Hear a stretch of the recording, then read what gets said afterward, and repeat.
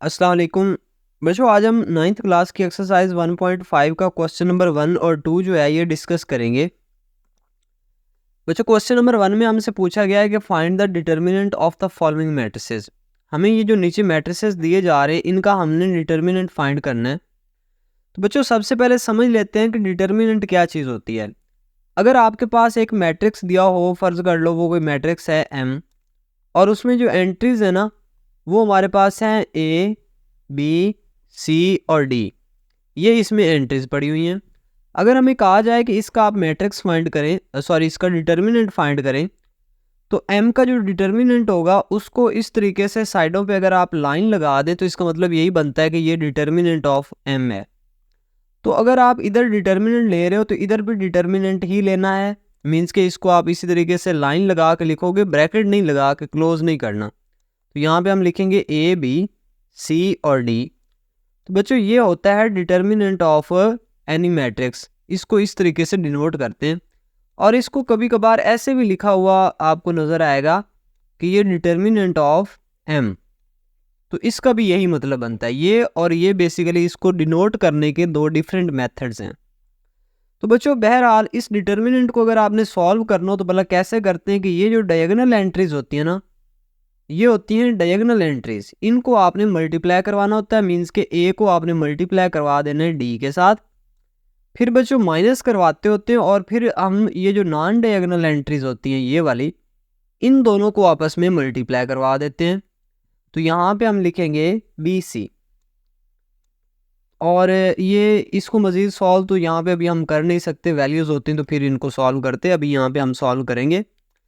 तो बच्चों इसका मतलब ये हुआ कि डिटर्मिनेंट बेसिकली क्या होता है कि प्रोडक्ट ऑफ डायगोनल एंट्रीज, फिर आप उसमें से माइनस करोगे product of non diagonal entries को। ओके बच्चों ऐसे है। अब हम ना ज़रा ये क्वेश्चन जो है इसका पार्ट 1 जो है ना ये वाला ज़रा सॉल्व करते हैं। ये मैं थोड़ा सा यहाँ से रेज कर देता हूँ। बच्चों ये हमारे पास ए जो है ये एक मैट्रिक्स दिया हुआ है, इसका हम सोल्यूशन स्टार्ट करते हैं। हम तो चाहते हैं ए का डिटर्मिनेंट निकालें। तो बच्चों ए का डिटर्मिनेंट इस तरीके से डिनोट किया जाता है, तो इस साइड पे भी हम इसी तरीके से लिखेंगे -1, फिर 1, 2 एंड 0। ओके, अब बच्चों इसका हम डिटर्मिनेंट लेते हैं। तो डिटर्मिनेंट वाला कैसे लेना होता है, सबसे पहले हमने इन दो एंट्रीज को आपस में मल्टीप्लाई करवाना है। ओके, मल्टीप्लाई फिर करवा देते हैं। -1 को अगर मैं 0 से मल्टीप्लाई करवाऊंगा तो यहाँ पे बल्कि लिख ही देते हैं एक बार, -1 मल्टीप्लाई होगा 0 के साथ, फिर लगाते होते हैं माइनस। अब बच्चों इन वैल्यूज़ को आपस में मल्टीप्लाई करवाना है, ये होती हैं नॉन डायगोनल एंट्रीज। ओके बच्चों, तो इनको अगर हम मल्टीप्लाई करवाएं तो कैसे लिखेंगे कि 2 × 1। अच्छा बच्चों इनको ज़रा मल्टीप्लाई ना करवाएं पहले, कैसे, -1 0 से मल्टीप्लाई होगा तो आंसर आएगा 0, -2 1 ज़र 2। इसका मतलब ये है कि ये बेसिकली हमारे पास आंसर आएगा -2। तो बच्चों ये हमने डिटर्मिनेंट ऑफ ए जो है उसका आंसर निकाल लिया है जो कि -2 आया है। इसको मैं यहाँ पे ज़रा सर्कल कर देता हूँ।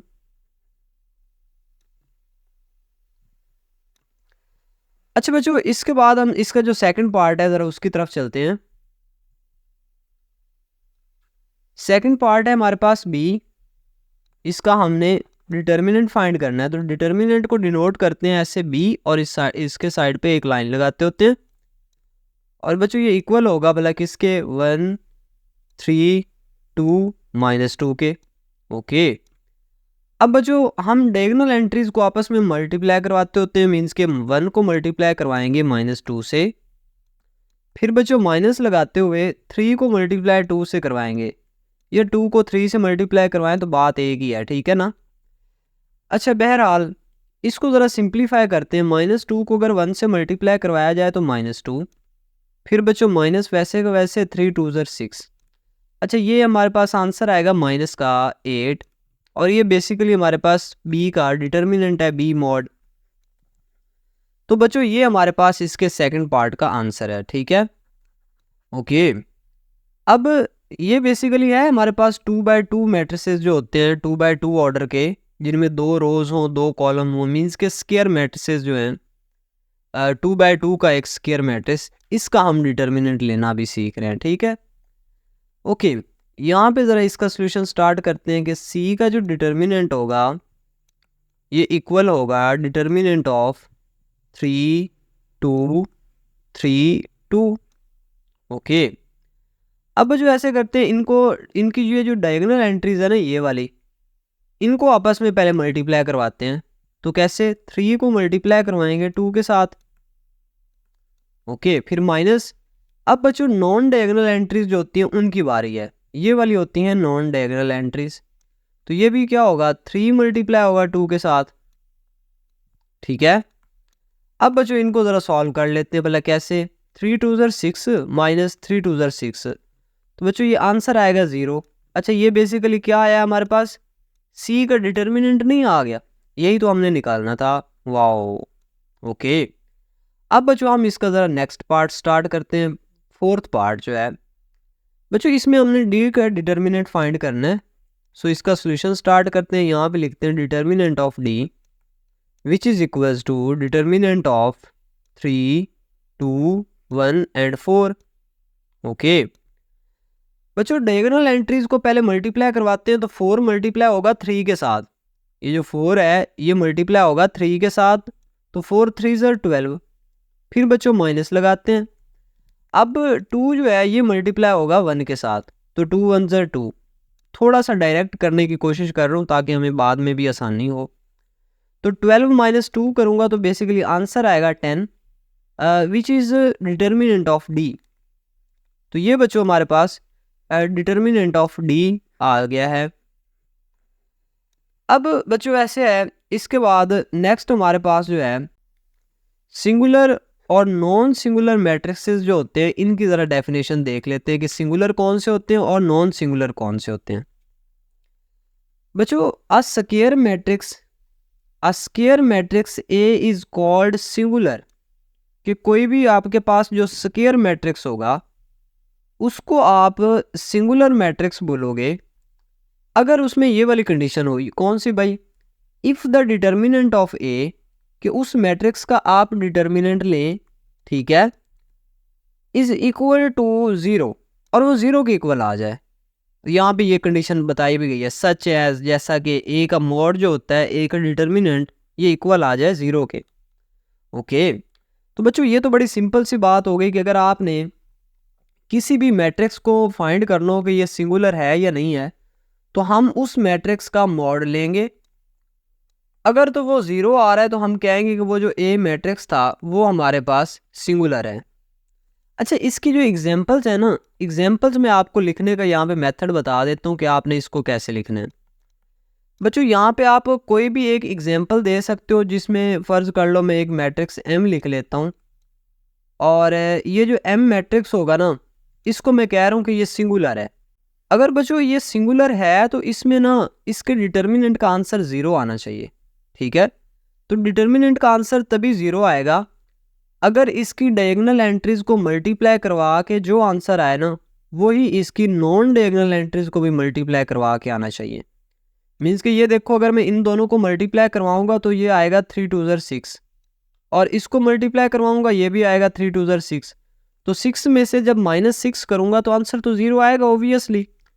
तो बच्चों, जब भी आप इसकी एग्जाम्पल लिखने लगो सिंगुलर मैट्रिसेस की, तो आपने क्या करना है, डायगोनल एंट्रीज को मल्टीप्लाई करवाने से जो आंसर आए वही आंसर नॉन डायगोनल एंट्रीज को भी मल्टीप्लाई करवाने से आना चाहिए। तो ये वाली बेसिकली आपके पास सिंगुलर मैट्रिक्स की एग्जांपल हो जाएगी। तो ये जो मैंने अभी मैट्रिक्स ये लिखा है ये बेसिकली हमारे पास सिंगुलर मैट्रिक्स है। अच्छा, अब हम बात करते हैं ज़रा नॉन सिंगुलर जो मैट्रिसेस होते हैं ये हमारे पास किस तरह के होते हैं।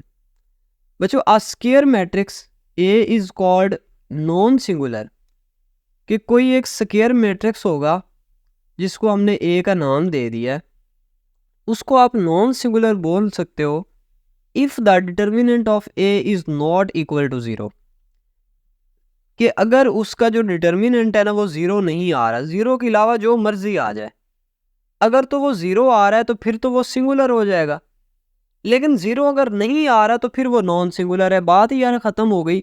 देखो ना, अगर आपके पास कोई एक मैट्रिक्स ए है फ़र्ज़ कर लो, ठीक है, और उसकी जो एंट्रीज है ना वो यहाँ पे पड़ी हुई हैं, फ़र्ज़ कर लो 6 और यहाँ पे 2 और यहाँ पे 2 है, यहाँ पे 6 है। अगर मैं इसकी डायगोनल एंट्रीज को मल्टीप्लाई करवाऊँ तो आंसर आएगा 12। फिर माइनस लगा के इनको मल्टीप्लाई करवाऊंगा, ये भी 12 आ रहा है। इसका मतलब है कि ये आंसर मुझे दे रहा है 0। तो ये तो सिंगुलर हुआ ना। अगर आपने नॉन सिंगुलर बनाना है ना तो यहाँ से आप एक एंट्री चेंज कर दो बस, कोई सी। अब ये आंसर इक्वल नहीं आएगा, जब इक्वल नहीं आएगा तो ये नॉन सिंगुलर बन जाएगा, क्योंकि इसने आंसर 0 तो देना नहीं है। अब और क्या दे सकता है ये, देखिए बच्चों यहाँ पे इसका आंसर क्या आएगा। ये 6 को अगर मैं 3 से मल्टीप्लाई करवाता हूँ तो 6 3 आर 18, और बच्चों 6 को जब मैं 2 से मल्टीप्लाई करवाऊंगा तो 6 2 ज़र 12, तो 18 माइनस 2 करूंगा, 18 माइनस 12 करूंगा तो आंसर आएगा 4।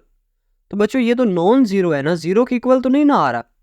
ये जब मैंने इस ए का डिटर्मिनेंट फाइंड किया, डिटर्मिनेंट ऑफ ए जो है ये बेसिकली मेरे पास नॉन जीरो आ रहा है, नॉट इक्वल टू जीरो है। तो इसका मतलब है कि ये वाली जो एग्जांपल है ये वाली, ये मेरे पास नॉन सिंगुलर मैट्रिक्स की है। देखिए बच्चों क्वेश्चन नंबर 2 में हमसे पूछा गया कि find which of the following matrices are singular और नॉन सिंगुलर। हमने बताना है कि यहाँ से कौन से मैट्रिसेस जो हैं सिंगुलर हैं और कौन से नॉन सिंगुलर हैं। तो बड़ा सिंपल नहीं, ये तो आपको पता है कि जिसका आंसर 0 आ जाए डिटर्मिनेंट का वो सिंगुलर हो जाएगा, और जो 0 ना दे वो नॉन सिंगुलर। तो यहाँ पे ज़रा इसका डिटर्मिनेंट फाइंड करने की ट्राई करते हैं बच्चों।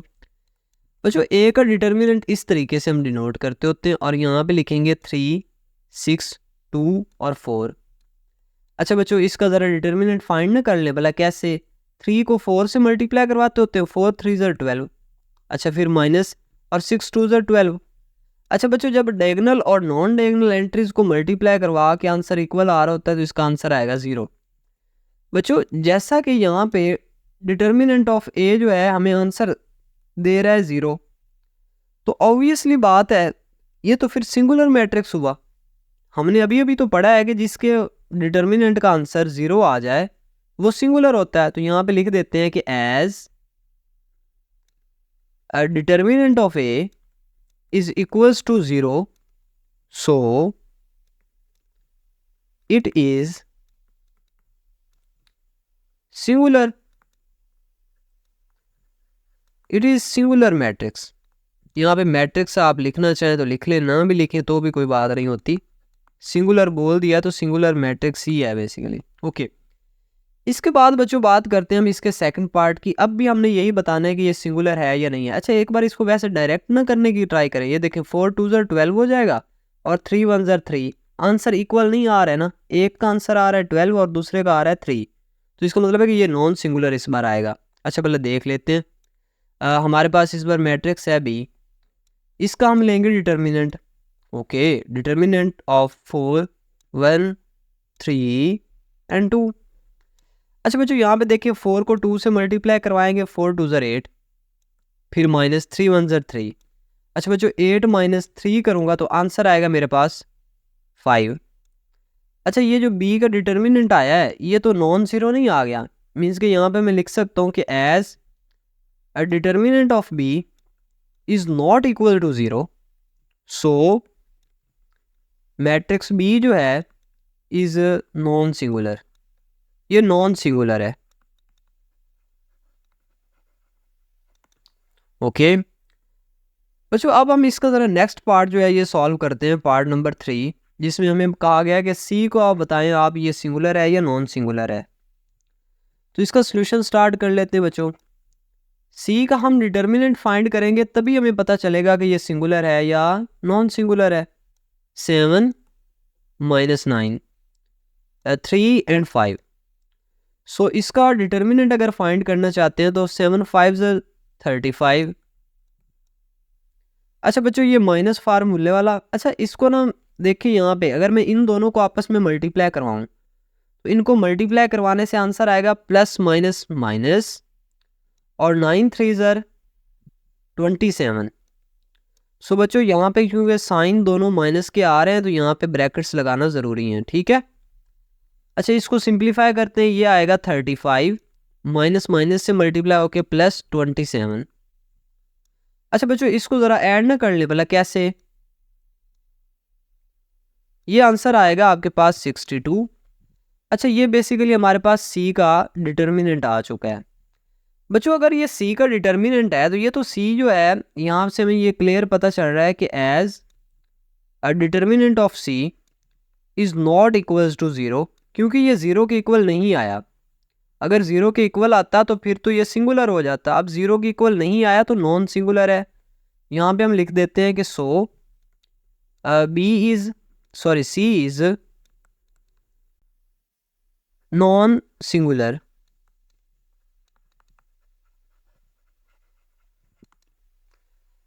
अच्छा बच्चों ऐसे है, अब हमारे पास इसका जो लास्ट पार्ट है, पार्ट डी जो है, इसको ज़रा सॉल्व करते हैं। इसमें हमने क्या करना है, हम इसका सबसे पहले डिटर्मिनेंट फाइंड करेंगे और डिटर्मिनेंट से हमें पता चलेगा कि ये सिंगुलर है या नॉन सिंगुलर है। तो यहाँ पे लिखते हैं कि determinant of D which is equals to determinant of 5 - 10 - 2 and 4। अच्छा बच्चों ऐसे है, इसको मैं डायरेक्ट करने की ही कोशिश करूँगा। 5 को 4 से मल्टीप्लाई करवाऊँगा, 5 4 ज़ा 20, फिर फार्मूले वाला माइनस। बच्चों ये जो नॉन डायगोनल एंट्रीज है इनको हमने अब मल्टीप्लाई करवाना है। तो मल्टीप्लाई करवाते हुए ख्याल रखना है जो इनके साइंस हैं ये भी मल्टीप्लाई होंगे। तो माइनस माइनस से मल्टीप्लाई होकर प्लस आएगा, 10 2 ज़ा 20।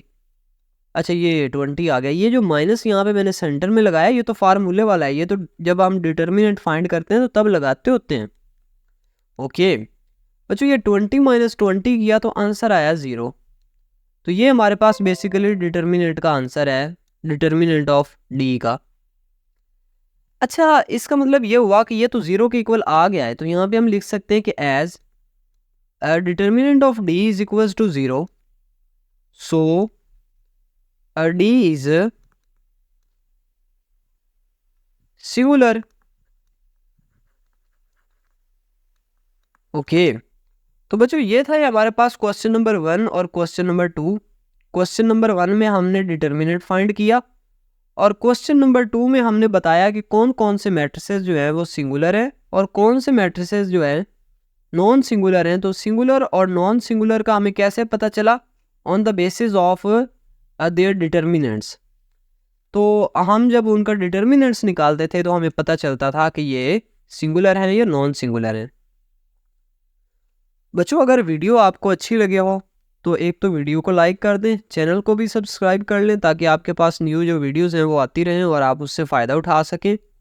और बच्चों कोशिश किया करें जितने भी क्वेश्चंस मैं आपको करवाऊँ उनको लाजमी नोट किया करें। साथ साथ आप लोग नोट करोगे आपको अच्छे से समझ भी आएगी, आपके पास वो क्वेश्चन सेव भी रहेंगे और इससे आपकी अच्छी से प्रैक्टिस भी होगी और आपको ये बोरिंग भी फील नहीं होंगे लेक्चर्स। ओके बच्चों अपना ख्याल रखिएगा, इंशाल्लाह मिलते हैं एक नेक्स्ट वीडियो के साथ। अल्लाह हाफिज़।